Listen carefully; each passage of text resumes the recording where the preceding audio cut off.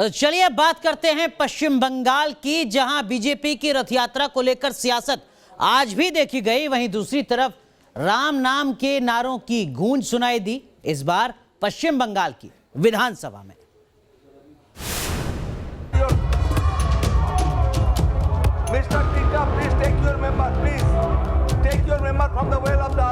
बंगाल में बजट पेश हो रहा है और हंगामे का बवंडर उठा है।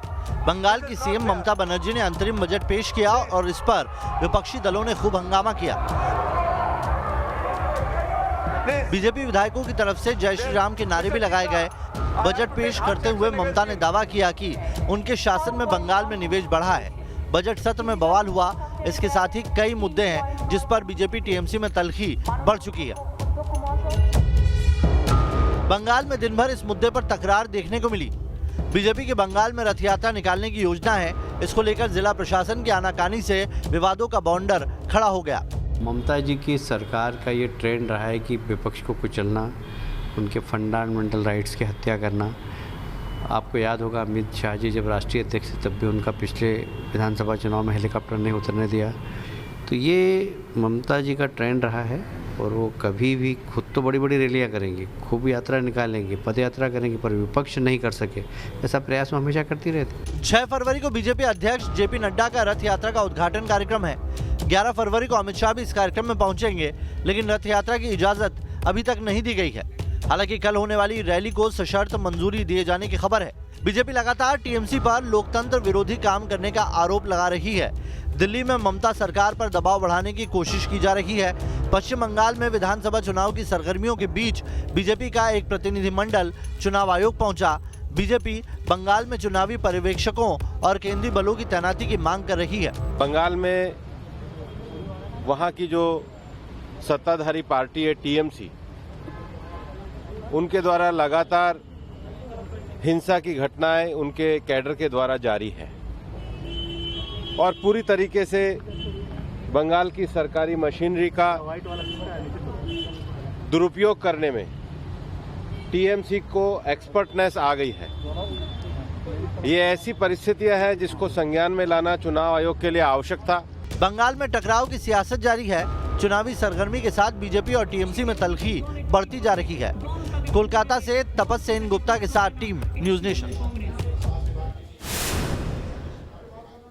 फरवरी का पहला हफ्ता खत्म होने की कगार पर है, लेकिन पहाड़ों में बर्फबारी का सिलसिला अभी भी लगातार जारी है और उसका सीधा असर देखा जा रहा है उत्तर भारत के मैदानी इलाकों में।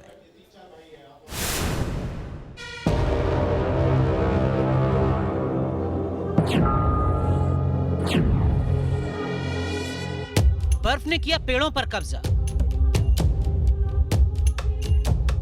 मकानों पर बिछ गई सफेद चादर, पहाड़ों पर बर्फबारी जारी।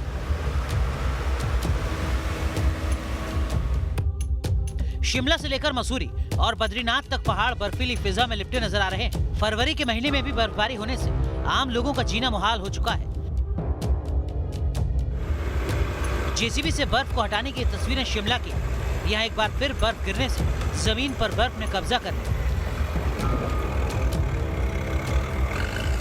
बर्फबारी का ही नतीजा है कि पहाड़ी इलाकों में कड़ाके की ठंड जारी है। शिमला में इन दिनों दिन में तो धूप खिल रही है, लेकिन रातें हाड़ कपा देने वाली सर्दी के आगोश में नजर आ रही हैं। सिर्फ हिमाचल ही नहीं बल्कि उत्तराखंड भी सर्दी की मार झेल रहा है। उत्तराखंड के मसूरी में भी भारी हिमपात से लोगों को परेशानी हो रही है। जमीन पर बर्फ जमी होने के चलते कई गाड़ियां फंस रही हैं। मसूरी के अलावा बद्रीनाथ धाम भी भीषण सर्दी से करा रहा है। भारी बर्फबारी की वजह से बद्रीनाथ राष्ट्रीय राजमार्ग को बंद करना पड़ा। वहीं कश्मीर घाटी में भी बर्फ परेशानी की वजह बन चुकी है। श्रीनगर की बात करें तो वहां हिमपात जारी है। घाटी के कई इलाकों में पारा 0 से नीचे जा चुका है। अगर हम गुलमर्ग और पहलगाम की बात करें तो गुलमर्ग का टेम्परेचर -9 डिग्रीज और पहलगाम का -3 डिग्रीज रिकॉर्ड किया गया है। पिछले हफ्ते काफ़ी ज़्यादा बर्फ़ हुई थी, जिसके बाद टेम्परेचर -8.4 डिग्री तक पहुंच गया था, जिसकी वजह से ये बर्फ़ जो है सख्त हो गई और अब पिघलने का नाम नहीं ले रही। मौसम विभाग की माने तो पहाड़ी इलाकों में लोगों को सर्दी अभी और सताएगी। बर्फबारी जारी रह सकती है और जिसका सीधा असर उत्तर भारत के मैदानी इलाकों पर भी दिख रहा है। Team news nation. चलिए अब आपको ज्वालामुखी की दो अलग अलग तस्वीरें दिखाते हैं। ये दोनों ही तस्वीरें दो अलग अलग देशों की हैं और यकीन मानिए बेहद खास है।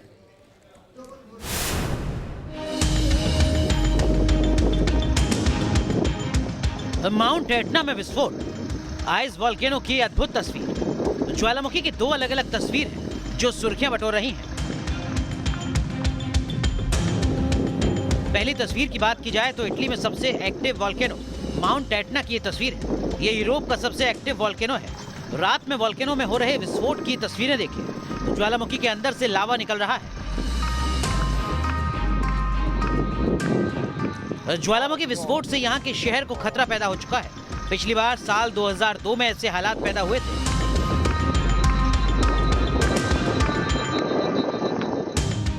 अब इटली से चलते हैं कजाकिस्तान, जहां एक अनोखी तस्वीर पूरी दुनिया का ध्यान अपनी ओर खींच रही है। ये आइस वोल्केनो है। बर्फीले ठंड में कजाकिस्तान के अलमाती में ऐसी तस्वीर सामने आती रही है। जानकारों के मुताबिक जब तापमान 0 डिग्री से नीचे पहुंच जाता है तो अंडरग्राउंड हॉट स्प्रिंग के ऊपर ज्वालामुखी नुमा आकृति उभर आती है। Team news nation. मुंबई के मानखुर्द में एक गोदाम में आज भीषण आग लगी। आग की वजह से गोदाम में रखा लाखों का सामान जलकर खाक हो गया।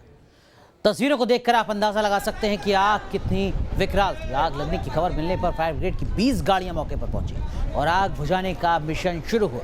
राहत की बात यह रही कि आग में किसी के हताहत होने की खबर अब तक नहीं आई, लेकिन दो तस्वीरों को देखकर आप अंदाजा लगा सकते हैं कि देश की आर्थिक राजधानी मुंबई में ये आग कितनी भीषण थी। जहां तक नजर जाती है धुएं का गुबार और आग की लपटें नजर आती हैं। ये मुंबई के मानखुर्द का इलाका है जहां पर आग लगी है और आग लगने के बाद पूरे इलाके में अफरा तफरी मच गई। इस गोदाम में लाखों का सामान था जो जलकर राख हो चुका है।